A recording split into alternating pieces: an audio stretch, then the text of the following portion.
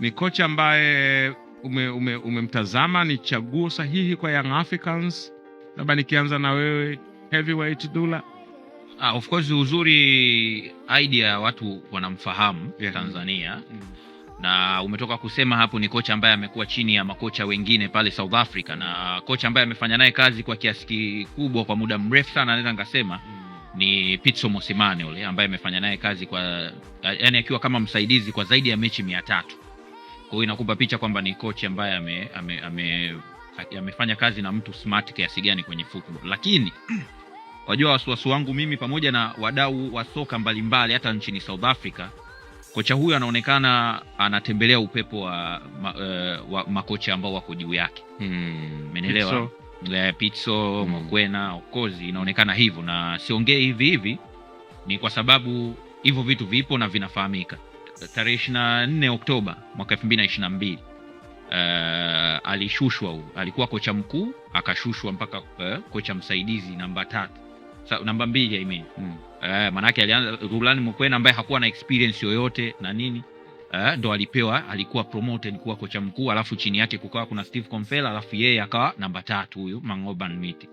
Sasa baada ya kwa nini alishushwa? Kwanza timu chini yake ilikuwa inaonekana ina performance mbovu, na ilikuja kuchochea zaidi hasira za watu wengi wa Mamelodi Sundowns baada ya kupokea kichapo cha mabao 3-0 dhidi ya Orlando Pirates kwenye nusu finali ya MTN 8 ambayo ilikuwa ni siku 2 tu kabla ya maamuzi ya mwisho, ambayo ilikuwa mechi ilifanyika tarehe 22 Oktoba 2022. Tarehe 24 baada ya kile kichapo siku 2 mbele anashushwa mpaka kuwa msaidizi wa Rulani Mokwena, na Rulani Mokwena ambaye hakuwa na experience ndo anapandishwa anakuwa kocha mkuu. Ni baada ya mfululizo wa matokeo mabovu kabla ya kuja na katika huo mchezo kozi aliwaumiza anafahamika Monapule Saleng ambaye alikuwa na performance bora sana katika ule mchezo akifunga mabao 2 na assist 1. Na baada ya kutolewa pale kwenye ile nafasi, timu ilienda all the way mechi 24 consecutively bila kupoteza mechi hata moja, ikiwa chini ya Rulani Mokwena. Watu wengi wa Mamelodi Sundowns baada ya kupokea kichapo cha mabao 3-0 dhidi ya Orlando Pirates kwenye nusu finali ya MTN 8 ambayo ilikuwa ni siku 2 tu kabla ya maamuzi ya mwisho, ambayo ilikuwa mechi ilifanyika tarehe 22 Oktoba 2022. Tarehe 24 baada ya kile kichapo siku 2 mbele anashushwa mpaka kuwa msaidizi wa Rulani Mokwena, na Rulani Mokwena ambaye hakuwa na experience ndo anapandishwa anakuwa kocha mkuu. Ni baada ya mfululizo wa matokeo mabovu kabla ya kuja na katika huo mchezo kozi aliwaumiza anafahamika Monapule Saleng ambaye alikuwa na performance bora sana katika ule mchezo akifunga mabao 2 na assist 1. Na baada ya kutolewa pale kwenye ile nafasi, timu ilienda all the way mechi 24 consecutively bila kupoteza mechi hata moja, ikiwa chini ya Rulani Mokwena. Mechi immediately imeturn kwenda kupoteza mchezo wote katika mechi 24 consecutively. Umeelewa? Kabla kati ya kipindi cha Oktoba 25 2022 mpaka Aprili 15 2023 ambayo ndio ilikuja kupoteza katika robo finali ya Nedbank dhidi ya Stellenbosch ya Steve Barker. Sina nielewa vizuri. Kwa hiyo chini ya huyu ilionekana hivyo, lakini katika hiyo run ya mechi 24 bila kupoteza wamekutana na timu vigogo hapo chini ya Rulani. Al Ahly alikula 5-2. Flora Ibenge alipoteza kwenye group stage. Yeye huyo. Rulani baada ya kupua timu sasa. Baada ya Mankoba kushushwa na Rulani kupandishwa. Timu imeturn kuwa monster. Na baada hapo pia hawa Orlando Pirates ambao walikuwa na performance nzuri dhidi yao chini ya Mankoba ilifungwa mara 2 consecutively chini ya Rulani Mokwena.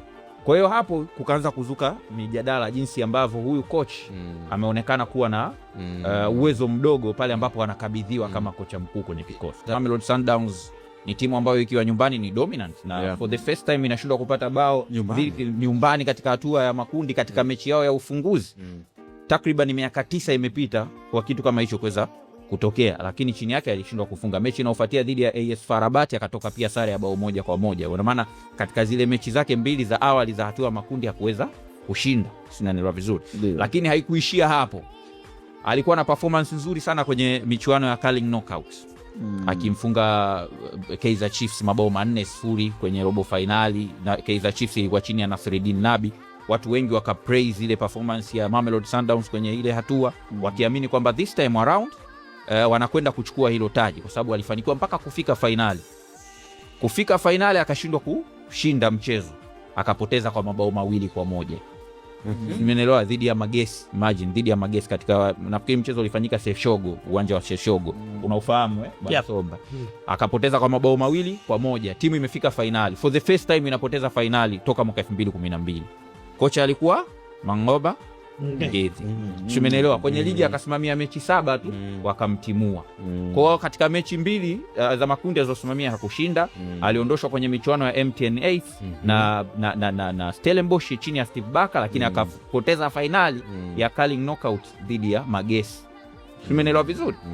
Baadaye akaondoshwa, ndo akaja kuchukua nafasi yake Miguel Cardoso. Miguel Cardoso anaichukua timu haijashinda mechi kwenye hatua ya makundi ya group stage, ikiwa na kocha wa Yanga, Cup Champions League anaipeleka mpaka finali. Sawa, tuko vizuri. Tuko vizuri. Yes, anafika mpaka finali, timu inafika finali, anapoteza na Pyramids. Unakumbuka vizuri. Lakini vile vile kwenye ligi aliondoshwa akisimamia michezo 7 tu. Miguel Cardoso anafika anachukua ubingwa wa msimu 2024 25. Kwa hiyo huyu coach, kwangu mimi nikitizama akiwa na timu kama kocha mkuu, inaniaminisha kwamba sio kocha ambaye ameprove kwamba anaweza kusimamia timu na kutoa mataji yeye kama yeye bila kuwa chini ya usimamizi wa kocha mkuu.